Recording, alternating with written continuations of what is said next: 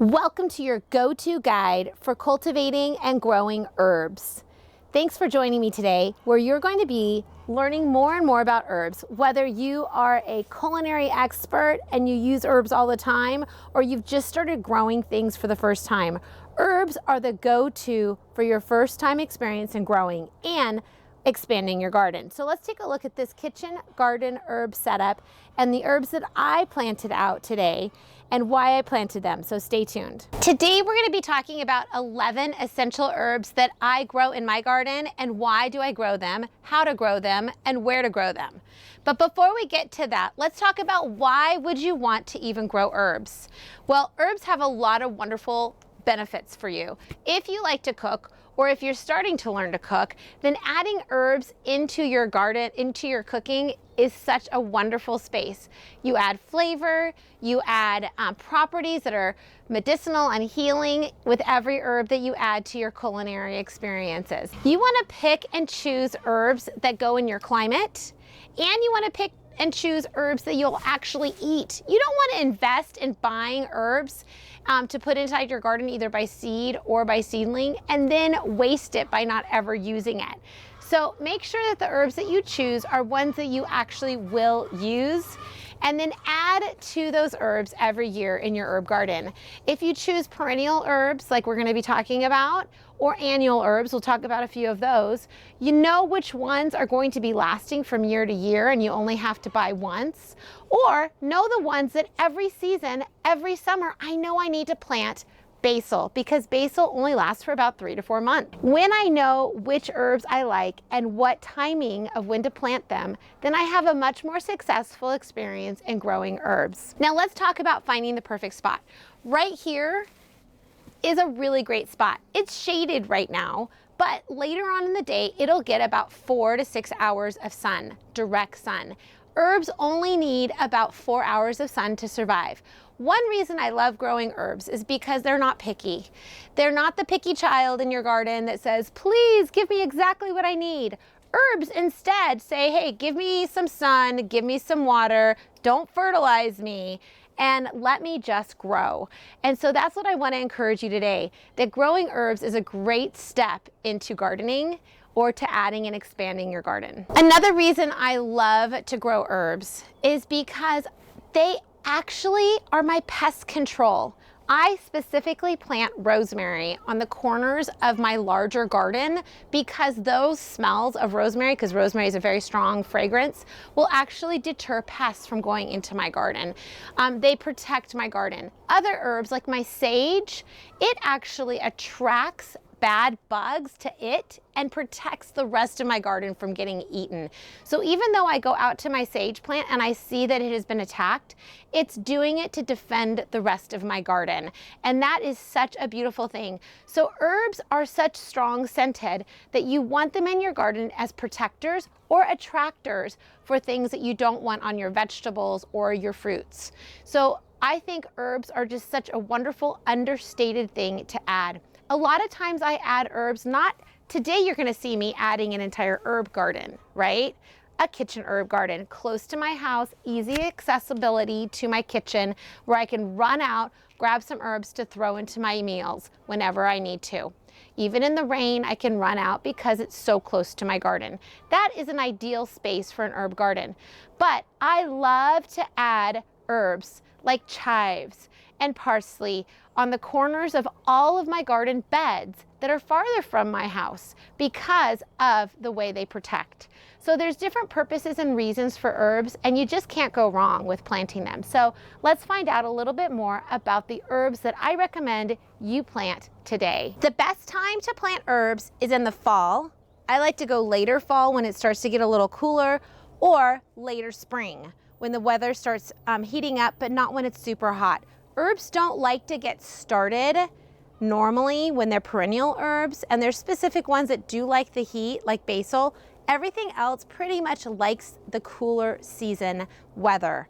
And so planting your herbs when their roots can establish in the cool season, either in the fall or in the spring, you're gonna have the best results from that. So let's take a quick look. Today I have oregano, which smells absolutely amazing. I'm gonna put that on the edge of my bed on purpose because this particular edge gets a lot of squirrels, and I don't want the squirrels to enjoy being here, and they don't seem to like oregano. I have oregano that's a creeping oregano down here at the end of my bed, and I've got a thyme bush, also thyme plant, that's been here. These two have been here for about 2 years. One thing that's really important to note is that perennial herbs like a rosemary, like an oregano, like a thyme, they start small, but you need to plan for these perennial herbs to get larger and bigger. And some of these perennial herbs really do not like zones under 7. So if you happen to live in a USDA zone under 7, you'll need to plant these specific herbs, and I'll tell you exactly which ones to do, like rosemary and oregano and lavender, inside larger pots where they can really grow. They may seem tiny and small, but give them a year or 2 and they will take over the growth in that pot or container, and you'll be really happy I told you to go big, not small for these. Those particular herbs, if you want them to survive, they cannot survive the cold under 7, zone 7. So bring them inside, put them under a light, make sure they get those things that they need, water, light, the right kind of temperature, and then you're gonna have herbs that you can pull back out in late spring and go ahead and survive summer, spring, and fall outside. It's just in the dead of winter when it's really cold that these herbs need some extra love. Now for my zone, I live in 9B, Northern California, and because of that, I can plant lavender and oregano and rosemary outdoors in the ground, and I don't have to worry about the freeze getting to them. Even though it does freeze in my area, they're okay with the bit of freeze that we do have. So just to let you know, these I'm going to be planting in a special kitchen garden close to my house because I can. If you can't because of your zone, then be flexible. Grab some containers, do the same thing I'm doing. In just a few minutes, you can have your little miniature herb garden growing for you too.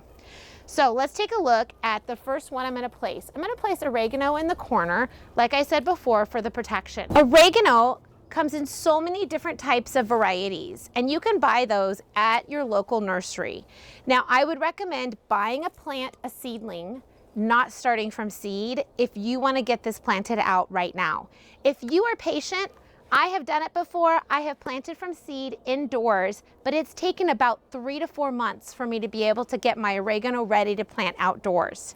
So if you have 3 to 4 months and you want to experiment with growing your own herbs from seed, then go for it. Get a seedling mat, check out any products and things and videos I have about starting seeds indoors. Go for those things. We'll have some links down below so that you can follow that. But for now, if you're just ready to start planting for fall, and fall is coming, or fall is going quickly, or spring, then go ahead and grab a seedling. I spent like $3.50 for this particular plant, and it's totally worth the time and the energy because I'm never gonna have to replant this again.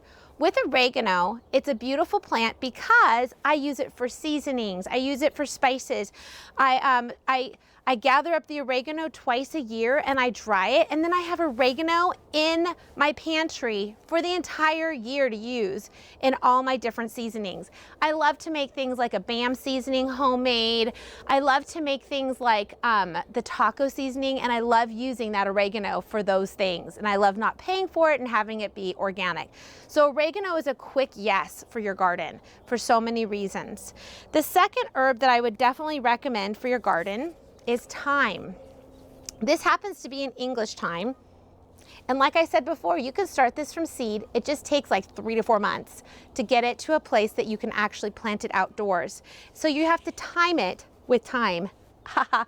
And you have to make sure that it's planted in the right time. I'm gonna go ahead and put this little guy is gonna be bushy, and I'm gonna prune it or harvest from it a third of it every few weeks during the summer and seasons that I have that it's growing. But I know that it's not gonna overtake the world. Where the oregano, it's gonna be a mid-size plant to a larger plant, and I want it to have room to kind of spill out of my garden bed. So for the thyme, I'm gonna go ahead and place it right here, kind of in the middle. Thyme is another one that you'll need to plant indoors if you're in gardening zones that are too cool. It can handle a little bit cooler zones, but For those zones under 7, you really do need to be careful with your herbs. The third herb that I highly recommend, and I just can't help but smell it, is rosemary.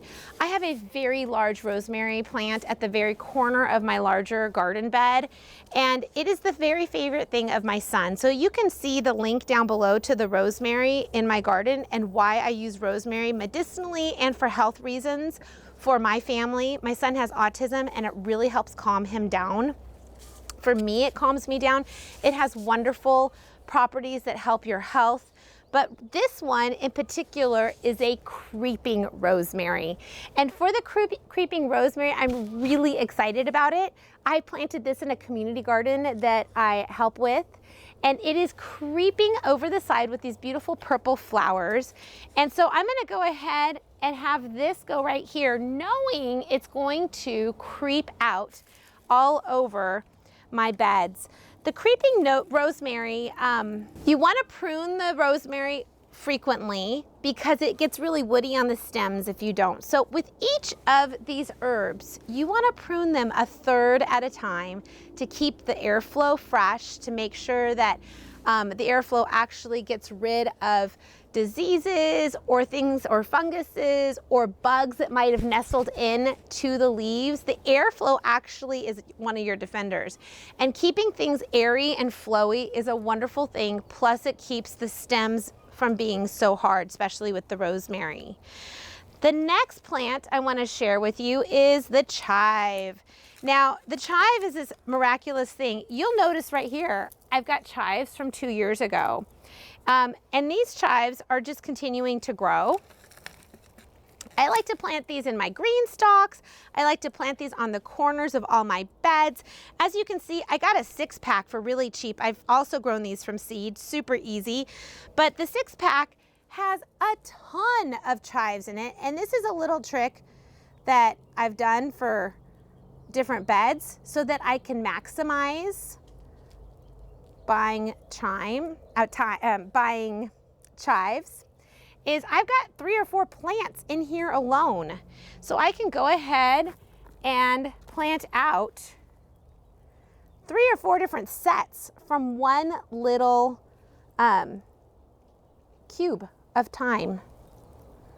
I'm just being very careful with the roots. Adding these to my garden not only defends my garden, but it also adds a beautiful airy look and feel. It's a beautiful thing to see these chives just floating, and I can come out and grab some to put in my soups and my salads and anything, and it's so yummy in food and really good for you. And you'll notice I've got 5 more sets of these, but within each set I can split it up between 3. So I'll put some of these in my other garden beds for fall, and I'll also love to put these in my green stalks vertical planter. So chives are really a wonderful benefit. I cut them back at winter time, so I'll cut these down to like nothing at winter time, and they all come back in the spring. It is miraculous. It is also something that likes to grow between zones 3 to 9. So even if you live in a cold zone, you don't have to bring chives inside. You can keep those outdoors. A 4th plant that I love to add to my garden is parsley. A lot of times, honestly, I add parsley from seed.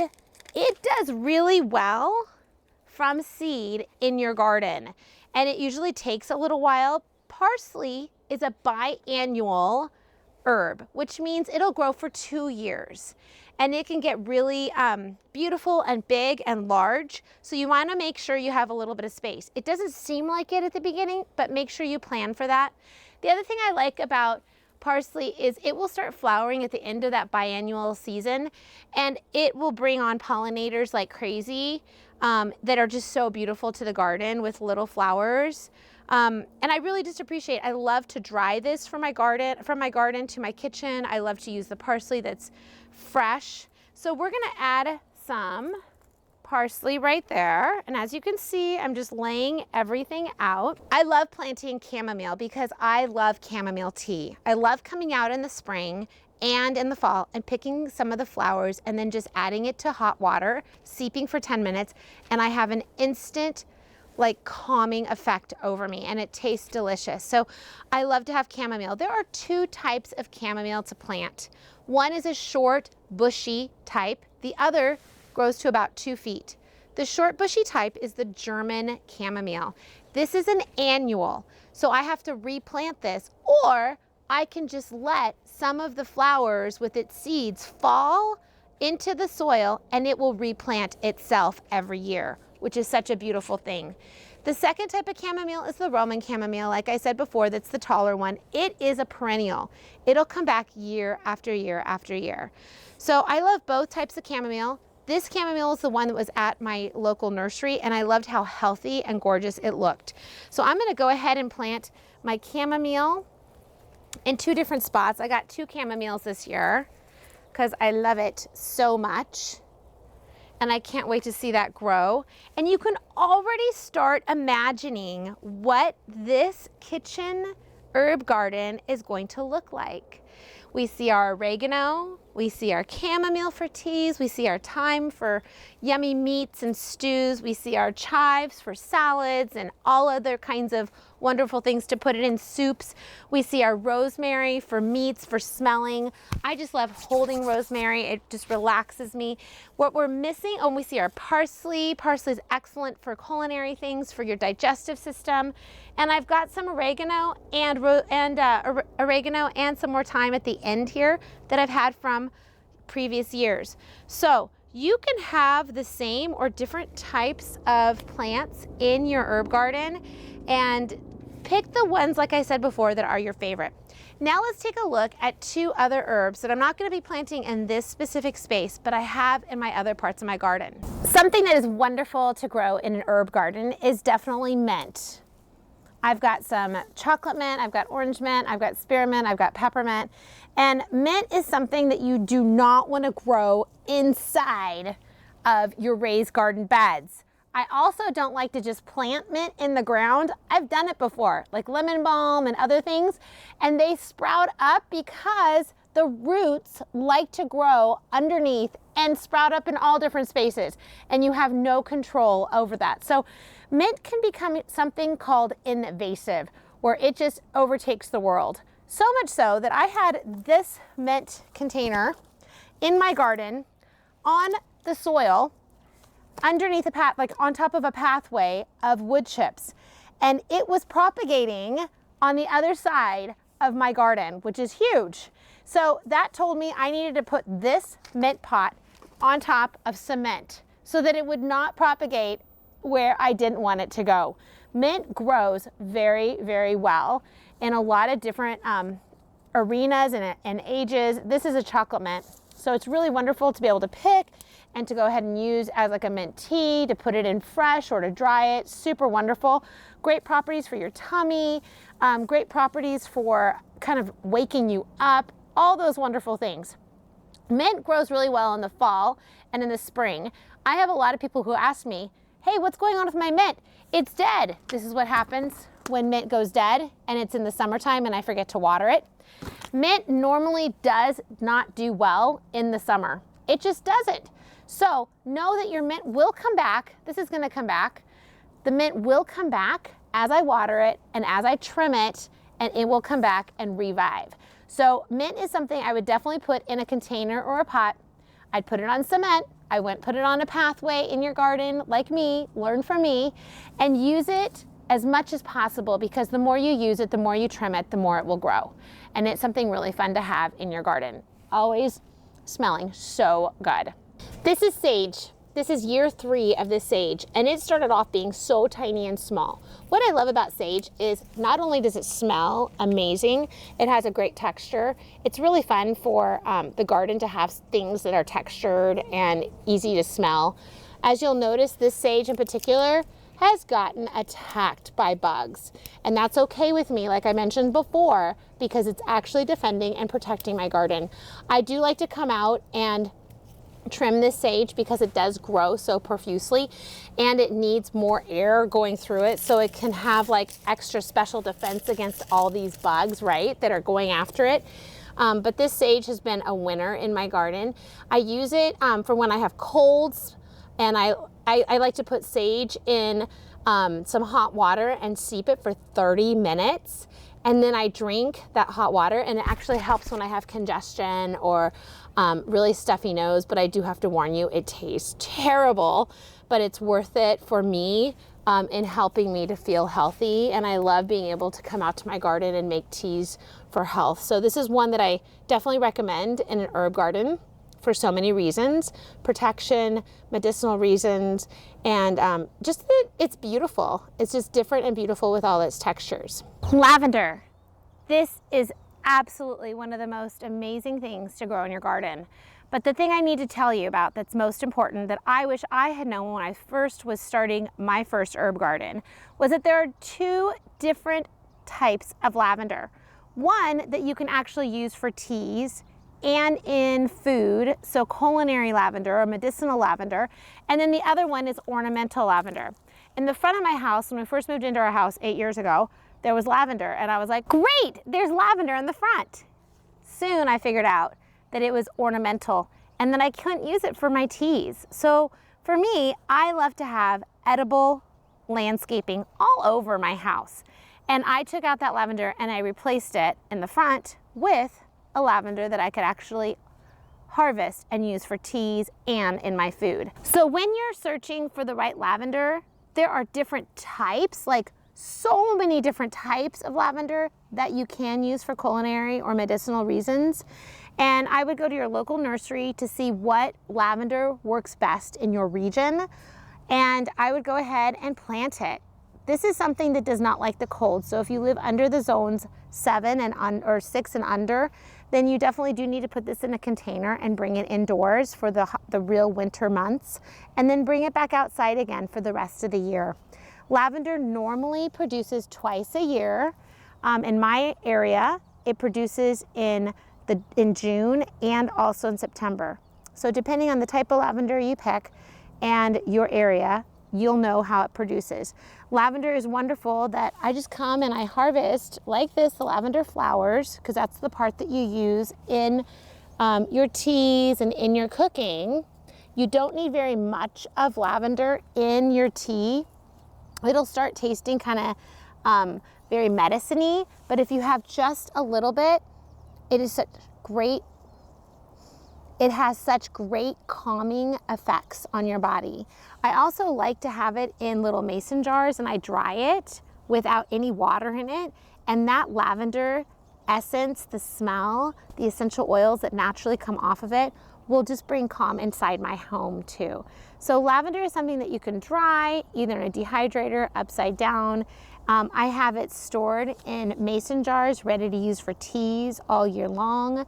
And I like to also put it in little pockets or sachets to smell things in different parts of the house. It's like a natural air smeller. Instead of buying those really artificial ones, you can just have a lavender plant. I love the perennialness of this lavender plant. So another favorite thing I love about lavender is the look. It's very airy. I like that a lot of lavender has almost a gray tint to the leaves. So it brings a lot of beauty to any garden that you place it in. All right, so you're gonna see me planting out 2 annuals, Dill and Cilantro, and I want you to take a look at this. This is from my garden this past season that I went ahead and harvested, and I just put them all in one bucket. So I've got cilantro and dill kind of mixed up, and that's okay. You don't have to do that, or you can just get packages of seeds and go ahead and plant out. So the rule of thumb is for every seed, for every depth of seed, like this cilantro seed is so small, you're just going to put it in the soil, double the depth of the seed. For the very tiny dill seed, you're only going to go double the depth, which is barely anything. And the reason for that is when the seed germinates and starts to sprout, if it can't get to the light soon enough, if it's too far down inside the soil and it can't reach the light, then it won't continue growing and it will die. So you want to make sure to plant the seeds far enough down that they're covered like a blanket, but they can reach the sun and be able to grow when they're ready. So I'm gonna go ahead, I've got my parsley, I have some green onions here. I'm gonna go ahead and plant some seeds around these areas. The cool thing about this is I'm planting these annuals and they're only gonna last for one season. Everything else is gonna continue growing and they're small right now. So planting annuals around it that will be big and then will go away will give room to my perennials that will soon overtake those spaces in the future. Now that I've laid out my kitchen garden, I've got my seeds. I haven't finished off with my seeds yet. I still need to go ahead and cover them and make sure they're protected, but I want to plant out my normal perennial plants or my annuals that I have that are seedlings. So I'm just going to go ahead and plant those out. And the rule of thumb is to make sure obviously you have sun, at least 4 hours of sun. And I have a watering system that I have on a timer, but if you have these in containers or pots, just put on your own system to be able to water or check on them every day for just a few minutes. And I'm going to go ahead and plant this in double depth so that the top is sticking out. And then I like to go ahead and press down around any type of seedling so that it stays secure. Cover the roots. And I know that looks kind of weak right now, but it will, once it gets planted and watered, it will feel supported and it'll start going tall and not so floppy. And you'll notice here, I've got seeds that I just kind of threw out. And I just want to make sure that they get covered with soil. So I'm just kind of putting my fingers in it. They don't have to go so far deep, but I'm just kind of protecting them with a little bit of soil. And see right here? I want to go ahead and make sure all of those seeds are planted in the soil. You can't go wrong.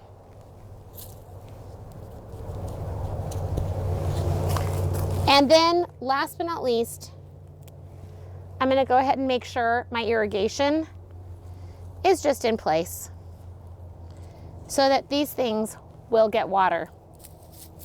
For the next week or so, I will come out and use a hose or my watering can and just water so that the seeds for sure get that water, because once the water hits the shell of the seed will start to be able to emerge its roots and its stems.